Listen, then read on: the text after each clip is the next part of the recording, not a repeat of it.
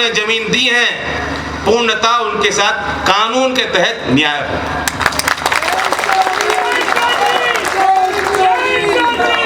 यहाँ की बहुत बड़ी संभावना भी है।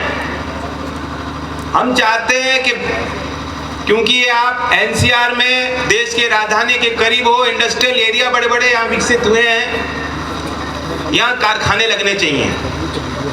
जमीन तो बढ़ने वाली नहीं, खेती की आपकी घटेगी, बटेगी, आने वाली पीढ़ियों में बटेगी। और ये जो बच्चे हैं, नौजवान हैं, इन्हें भी मालूम खेती कोई फायदा का सौदा नहीं, ये भी खेती उस तरह से नहीं करना चाहते। तो हमें रोजगार के दूसरे साधन तैयार गांव और देहात में करने होंगे। चौधरी अजीत सिंह जी ने रास्ता दिखाया था, उससे पहले बड़े चौधरी साहब कुटीर उद्योग की बहुत बहुत प्रखर वकालत करते थे। चौधरी साहब ने अगर चीनी की मिल हमारे प्रदेश में और देश में नहीं लगाई होती, दूरी घटाई, लाइसेंस दिए, लोगों को बुला बुला के प्रेरित किया, वो कृषि आधारित उद्योग है, अगर वो नहीं किया होता तो आज क्या हालत होती। चौधरी अजीत सिंह, चौधरी अजीत सिंह, चौधरी अजीत सिंह। मैं मानता हूं उसी तर्ज पर जो फूड प्रोसेसिंग इंडस्ट्री है, खाद्य प्रसंस्करण उद्योग, उसे बढ़ावा देने की जरूरत है। और हम अपने मैनिफेस्टो में इस चीज को रख रहे हैं। हमने पूरा विजन तैयार किया है।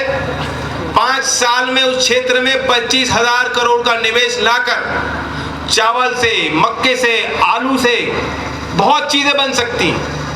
25,000 करोड़ का अगर निवेश होगा, हिसाब लगाइए कितनी फैक्ट्री लगेंगी और कितने लोगों को नौकरी मिलेगी। वही तरीका है। यहां मैं भी खड़ा होकर दावा कर दूं आपको कि किसान को दाम कैसे मिलेगा, अगर मैं भी कह दूं कि सरकार सबकी फसल खरीद लेगी, नहीं करने वाली। ये ठीक है कि एमएसपी मिलना चाहिए। धान 1,000-1,100 पे बिक रहा है किसान का भी। सरकारी रेट कुछ और होते हैं, वास्तविकता कुछ और होती है। लेकिन मैं भी ये दावा नहीं कर रहा कि प्रत्येक किसान की सारी फसल सरकार खरीदेगी, ये आप भी जानते हो। लेकिन फिर रास्ता क्या है कि किसान को अच्छा भाव कहां से मिलेगा, तभी तो मिलेगा। अगर हम इस उद्योग को, कृषि आधारित उद्योग को सरकार बढ़ावा देगी, तभी मिल सकता है।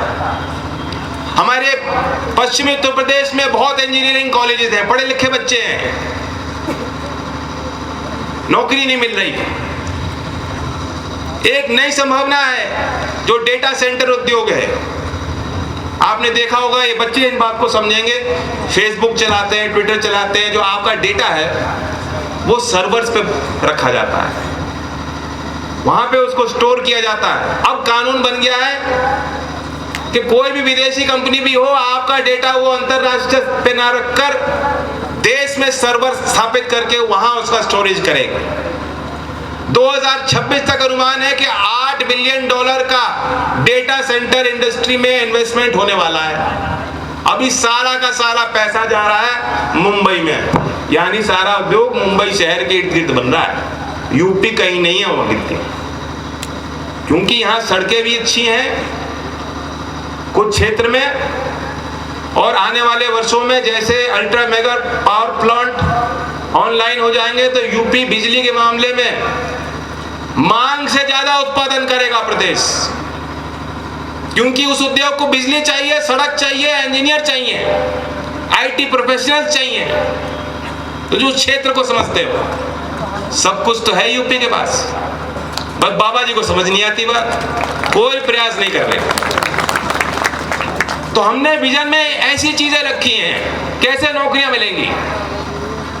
सरकारी नौकरियों के क्षेत्र में मैं कहना चाहता हूं, बहुत लंबित भर्तियां हैं, पुलिस में, स्वास्थ्य में, शिक्षा विभाग में, कोई नहीं देखने वाला, कोई नहीं पूछने वाला। कई तो पुलिस में भर्ती ऐसी हुई जो उनकी ज्वाइनिंग ही नहीं हो रही, घर वालों ने मिठाई भी खिला दी, सबको बता दिया मोहल्ले में, गांव में कि नौकरी लग गई, नौकरी लग नहीं रही।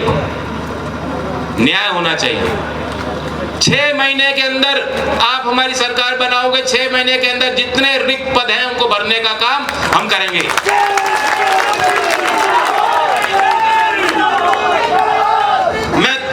कानून व्यवस्था के संबंध में बात कहना चाहता हूं। चौधरी चरण सिंह जी ने देश में पहला पुलिस आयोग का गठन उन्होंने किया था और लिखा है, उस समय के बड़े बड़े अधिकारियों ने आप किताबें लिखी हैं, पूरा वर्णन किया है कैसे चौधरी चरण सिंह जी की वो सोच थी। आज हम लोग कहते हैं, सरकार को घेरते हैं जब कोई बड़ा अपराध हो जाता है। हाथरस की घटना थी, आगरा में हिरासत में अरुण वाल्मीकि को मार दिया गया, नौजवान को। हर जिले में हो रहा है, रोज हो रहा है, रोज इस तरह के अपराध हो रहे हैं। अब मुझे पीछे पीछे से मांग पत्र आ रहे हैं, लेकिन इसमें दोष आप वर्दी पहने किसी पुलिस के जवान को तो नहीं दे सकते। उनकी ड्यूटी बहुत कठिन है, वे हमारे बीच के बच्चे हैं और उनका ख्याल सरकार को रखना चाहिए कि उनका मनोबल ना गिरे, तभी तो सेवा का स्तर बेहतर होगा।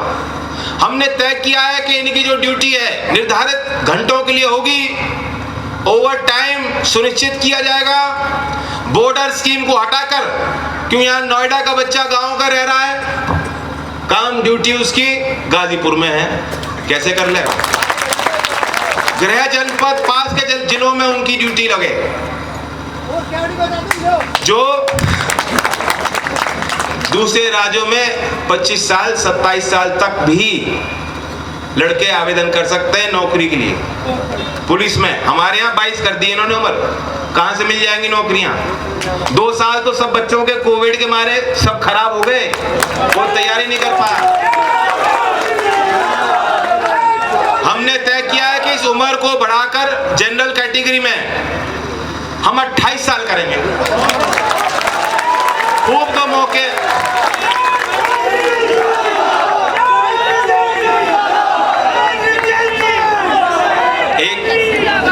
एक बड़ी बात है, वो है क्योंकि मैं देख रहा हूं नौजवान तो जोश में आ गए और बुजुर्ग बैठे हैं, वो सोच रहे हैं क्या हुआ। पेंशन को लेके तंग रहते हो आप।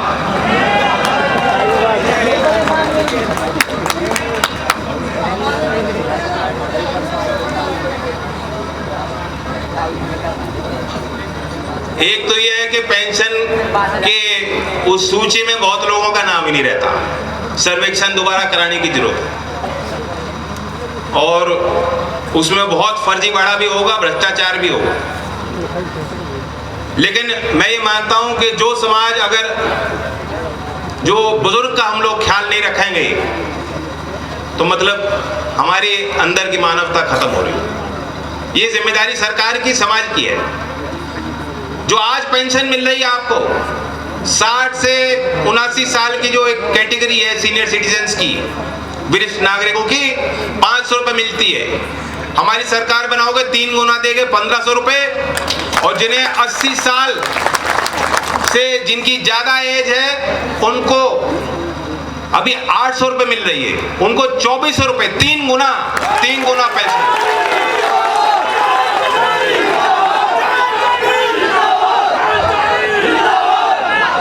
संसाधन है 5 लाख से ज्यादा, 5 लाख करोड़ का बजट है यूपी का। कोई नहीं कह सकता संसाधन नहीं, संसाधन है। कहां लकीर लगानी है, कहां रोक लगानी है, कहां खजाना खोलना है, वो मैं जानता हूं, हम लोग जानते हैं। अगली सरकार में खजाने की चाबी हमारे किसान और नौजवानों के हाथ में होगी और किसी गैर के हाथ में नहीं होगी।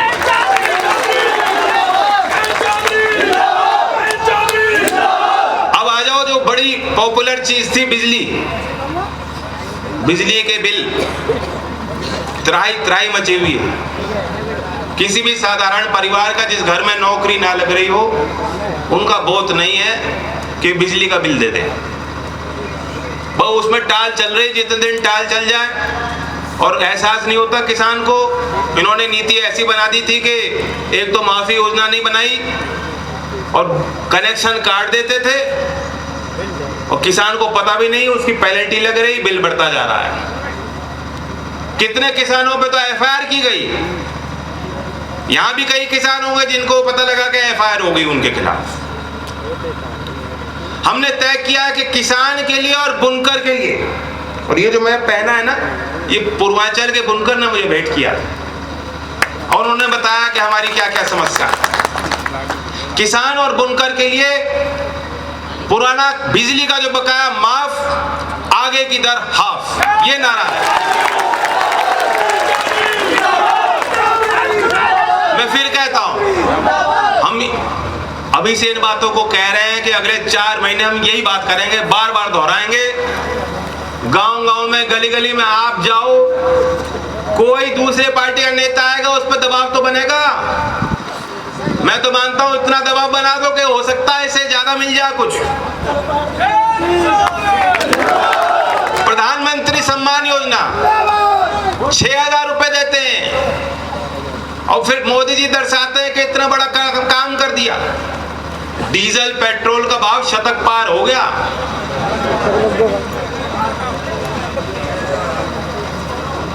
नया कीर्तिमान बन गया। एक साल में इतनी वृद्धि कभी नहीं हुई जितने पिछले साल में हो गई।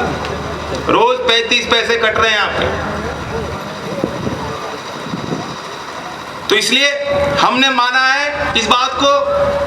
मैं इस बात को भी कहता हूं खुले मन से कि जितना हम दे रहे हैं ये भी पर्याप्त नहीं होगा, लेकिन एक शुरुआत हुई। हम आपको 6,000 देते हैं। 23 दिसंबर चौधरी चरण सिंह जी के जयंती किसान दिवस के अवसर पर हम वो 6,000 को 12,000 करेंगे। और जो लघु किसान है, जो छोटी जोत पे खेती कर रहे हैं या असिंचित जमीन पे खेती कर रहे हैं, उनको 15,000 हम देंगे।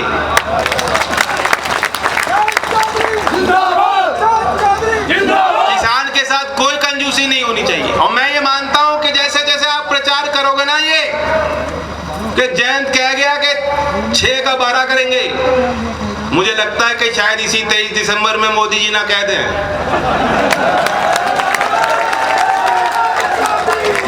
और मैं जहां रोज ताना कस रहा हूं उनको कि डीजल जो शतक पार हो गया, हो सकता है योगी जी 2-3 रुपए टैक्स भी माफ कर दें। आपका दबाव रहना चाहिए बस। चौधरी अजीत सिंह जी के समय आपकी मुट्ठी बंद रहती थी। इतना लंबा आंदोलन कभी नहीं उन्होंने करने दिया। उन्हें मालूम था हमारी ताकत क्या है। आज स्थिति हो गई, हमारी मुट्ठी भी खुल गई और काम भी नहीं हो रहा। ये मान सम्मान की लड़ाई है। अगर किसी में किसान का खून है, हम लोग ये बर्दाश्त नहीं कर सकते कि आंदोलन पे बैठे किसान, कुर्बानी देने वाले किसान को कोई आतंकवादी कहेगा। कौन लोग हैं ये? ऐसे लोगों को चिन्हित करो, ऐसे राजनीतिक पार्टियों को चिन्हित कीजिए आप। उनमें कोई अपना नहीं, सब पराये हैं। अपना वो होता है जो खून की ललकार पुकार को समझता हो। क्या स्वार्थ है उनका? अरे गद्दी कब तक रहेगी? बाबा जी रोज औरंगजेब पे झाड़ते रहते हैं, उनको लड़ना है औरंगजेब से।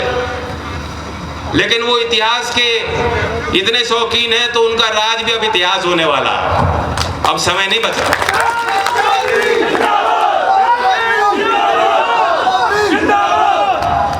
बाकी बहुत कई विषय हैं, कुछ चीजें तो मैंने यहाँ खोली हैं।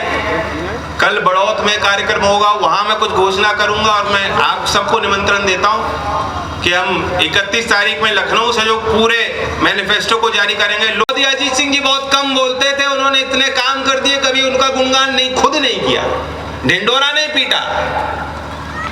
और इसलिए मान लीजिएगा कि जो बात हम कह रहे हैं, हमने कुछ सोच समझ के वो बातों को आपके आगे रखा है।